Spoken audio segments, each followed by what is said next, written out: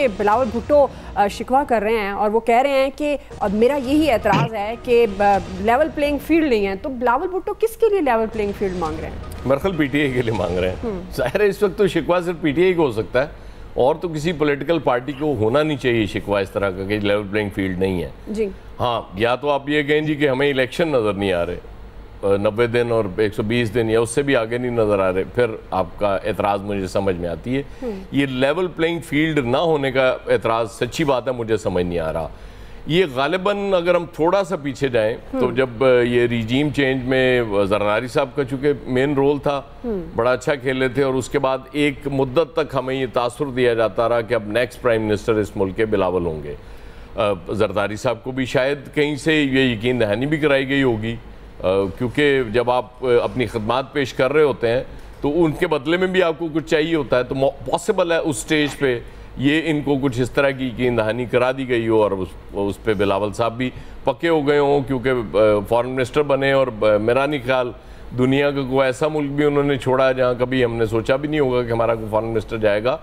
मुसलसल वो उनके अगर वो जो होते हैं ना, आप एक ही एयरलाइन पे आप फ्लाई कर रहे हो ना, तो वो आपके पॉइंट्स बन रहे होते हैं। तो वो इतने पॉइंट्स बाज़ दफ़ा बन जाते हैं कि वो आप 4 दफ़ा बिजनेस क्लास ले सकते हैं, मतलब इकोनॉमी की जगह मुफ्ते में, आपको खर्च भी कुछ नहीं करना पड़ता।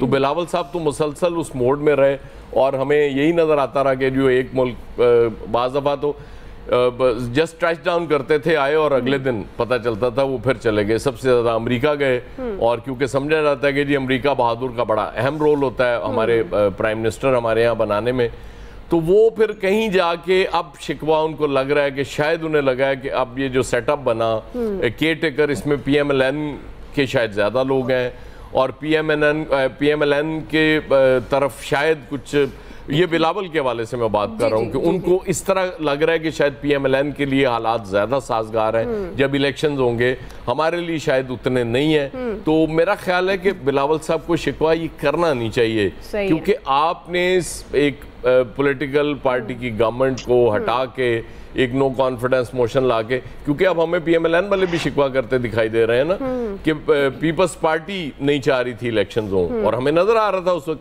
क्योंकि वो उनकी ख्वाहिश और कोशिश ये थी कि PMLN इतनी ख्वार हो जाए, महंगाई और बाकी चीज़ें जो आज बिलावल कह रहे हैं। मुझे बड़ी हैरत होती है कि जब आप उस सेटअप का, सिस्टम का पार्ट रहे हो, हिस्सा रहे हो, और फिर आप आगे कहेंगे जी बड़ा दुख हो रहा है हमें महंगाई। हुजूर आप सब जिम्मेदार हैं इस महंगाई के, ये ओन करना सीखें, ओन करेंगे जी हम जिम्मेदार हैं, हमें वो काम नहीं करना चाहिए था, वो महंगाई मुकाओ मार्च हमें नहीं करना चाहिए था जिसकी वजह से आज हम ये सब सफर कर रहे हैं। तो मैं तो इसको जवाज ही करार दूंगा। बिल्कुल आप दुरुस्त कह रहे हैं, और वैसे भी ये मेरे ख्याल में ऐसा माजरत इसलिए भी नहीं करते, फिर इनको दुरुस्त करना पड़ेगा अपना, और ये फिर अपने मुफादात में कैसे आम आदमी को सहूलियात दे दें और खुद को कह दें कि जी हमसे गलती होगी। आमिर साहब, वैसे थोड़ा अजीब लगता है जिस तरह आयाज साहब भी कह रहे हैं, 16 माह तो बिलावल भुट्टो साहब ने इंजॉय किया है अपनी वजारत को। बयाज साहब ने काफ़ी तफसील से बता दिया कि उन्होंने कोई मुल्क नहीं छोड़ा जहाँ पर हमारे फॉरेन मिनिस्टर ना गए हों। तो अब वो क्यों अक्सर व बेशतर अपने इत्तेहादियों से भी खफा नज़र आते हैं? अब उन्हें किस चीज़ का खौफ है? वो तो उनके लिए तो ज़ाहिर तो यही नज़र आता है जब इत्तेहादियों की हुकूमत भी बनी कि आसिफ अली जरदारी साहब सबसे आगे हैं और वो नज़र भी आ रहे थे। तो अब बिलावल भुट्टो साहब क्या वो अपने लिए लेवल प्लेइंग फील्ड मांग रहे हैं या फिर PMLN के लिए? पहली बात तो है ना कि उन्होंने कोई मुल्क नहीं छोड़ा, फॉरेन मिनिस्टर का काम भी यही होना चाहिए। जो इमरान खान के फॉरेन मिनिस्टर थे वो घर से मुल्तान से चंदे इकट्ठे करने के अलावा और इस्लामाबाद के अलावा कहीं जाते ही नहीं थे, उसके अलावा उनका कोई बिज़नेस नहीं था। जो पाकिस्तान का बिज़नेस था फॉरेन मिनिस्टर का, वो तो उन्होंने एक दिन नहीं निभाया। तो वज़ीर ख़ारजा का तो काम ही यही है। बाकी उन्होंने जो एक सांस में गिनवाए और बंदे का सांस फूल जाए कि बिल नहीं दे सकते, फलाना नहीं कर सकते, तो ये इनको अब पता चला है। लेकिन इनकी तकरीर तैयार करने वाले, इनसे बुलवाने वाले ये भूल गए कि ये 15 साल से सिंध में बिला शिरकत गैर हुक्मरान है और हैदराबाद के पानी की इनको अब फ़िक्र हुई है कि वहाँ यूनिवर्सिटी तो नहीं दी लेकिन फ़िक्र अब हुई है। कुछ सेहत के हवाले से कुछ पीपल्स पार्टी ने अच्छे इकदाम किए हैं, और लेपा पोती कह लें, कुछ भी कह लें, वो कराची में थोड़ी बहुत बसें शसें ला के को कारपेटिंग 2018 में भी की थी बस, और अब भी कर दी। बाकी तो इनके पास कहने को कमाल है जो ये कह देते हैं कि 15 साल से हम हैदराबाद का पानी, भाई किसने देना था? 15 साल से आप इक़्तिदार में थे। लेवल प्लेइंग फील्ड की बात बिल्कुल बिलावल ठीक कह रहे हैं। उनका ख्याल ये था कि मरदमशुमारी पे हमने जब ठप्पा लगाया है और आगे जा रहे हैं तो हमें सिंध में निगरान हुकूमत, तो वज़ीर आला इन्होंने बड़ी मर्जी से खुशी से अपना बनाया, लेकिन फिर जिस तरह प्रेशर आया और सारे अफसर बदले गए, जो सिस्टम को तोड़ने की बात की गई, टूटना तो नहीं लेकिन तोड़ने की बात ज़रूर की गई है, तो वो इन सब के लिए सुहाने रूह बना हुआ है, क्योंकि दिल्ली का खर्चा बंद हो रहा है। वहाँ पे जो सिस्टम बना हुआ था वो फिलहाल तो टूटा है और कुछ दराड़े आने के इम्कानात की बुनियाद पे लेवल प्लेइंग फील्ड की बात हो रही है। बिलावल साहब और जरदारी साहब, हम पहले भी ये बात कर चुके, वो अपनी ठीक गेम और पत्ते खेल रहे हैं ताश लगा के कि उन्हें रास्ता चाहिए। पिछली दफ़ा भी 2018 में GDA इनके लिए, जहाँ पीपल्स नून के खिलाफ PTI को पंजाब और विफाक में लाया गया, वहाँ सिंध में GDA को खड़ा किया गया था, लेकिन जरदारी साहब ने गेम सेट की और GDA साइड पे चला गया और नतीजतन पीपल्स पार्टी को दोबारा इक़्तिदार दे दिया गया, वरना वहाँ से देश निकाला इनका भी तय था। अब भी जरदारी साहब ने जो बयान दिया कि इलेक्शन कमीशन पहले हल्का बंदियाँ करे, वो उसी बात का है कि हम पुरानी तनख्वाह पे काम करने के लिए तैयार हैं। बेटा बेशक तकरीरें शिकरीनें कर रहा है, दायरा सियासत में रहना है। अंदरून सिंध तो इन्होंने किसी को रहने नहीं दिया, अपने मुकाबले में सारे लोगों को पीपल्स पार्टी में ही शामिल कर लिया है। बाकी नवाज शरीफ की वापसी का ऐलान हो गया है, बड़ी अच्छी बात है। बहुत सारे लोग बातें करते थे, अब शहबाज शरीफ ने पहले अक्टूबर की बात आई थी, फिर अब 21 अक्टूबर दे दी है।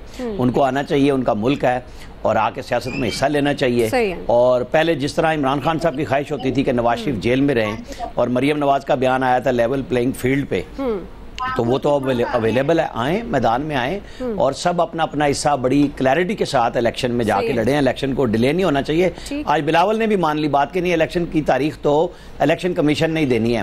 बहुत सारी चीजों से वो हमेशा इसी तरह भागते हैं, आगे जाते हैं, फिर वालिद साहब का बयान आता है। और इस दफा उन्होंने हिम्मत इतनी तो परसों की थी कि भाई वो पार्टी अलग है और घर का काम अलग है, लेकिन आज वो अपनी पुरानी पॉलिसी पे वापस आ गए। सही है जी। फैसल साहब, आप शिकवा करते हैं कि सिंध में किया नहीं पाकिस्तान पीपल्स पार्टी ने। बिलावल भुट्टो जरदारी 16 माह चले, हम अब सिंध की हुकूमत कारकर्दगी से हटकर अगर बिलावल साहब की कारकर्दगी की बात करें तो उनके दिल में इतना दर्द है, तो आप कैसे कह सकते हैं? आप वो क्या नया बयानिया को तलाश करना चाह रहे हैं? बड़े जारहाना अंदाज में वो आप बात करते हुए नजर आते हैं फैसल साहब। देखिए, पाकिस्तान की सियासत में इस्टेब्लिशमेंट की आशीर्वाद को लेवल प्लेइंग फील्ड कहा जाता है। जब इस्टेब्लिशमेंट की आशीर्वाद खत्म हो जाए, उसकी सरपरस्त तशरीह आप कर रहे हैं, नहीं आपको शक है इसमें? ऐसे ही है। नहीं मैं तो फैसल साहब बता रही हूँ कि फैसल साहब कर रहे हैं तशरीह जी। जब तक इस्टेब्लिशमेंट का इन पे हाथ था तो बहुत अच्छी सूरत हाल थी।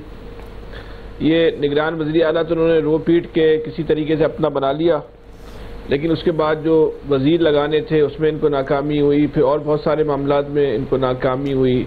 वो सिस्टम टूटा, सिस्टम टूटने के बाद वो ऐसा नहीं हुआ कि सिस्टम जीरो हो गया। असल में सिंध का एक बड़ा मसला है, सिंध का जो अफसर है या क्लर्क है वो बाय डिफॉल्ट पीपल्स पार्टी का कारकुन है। उसको पीपल्स पार्टी को कहना नहीं पड़ता तुम्हें हमारे लिए करो, वो बाय डिफॉल्ट है। उसका जहन इस तरह का बना हुआ है बचपन से कि उसने वही काम करना है पीपल्स पार्टी की पॉलिसियों को।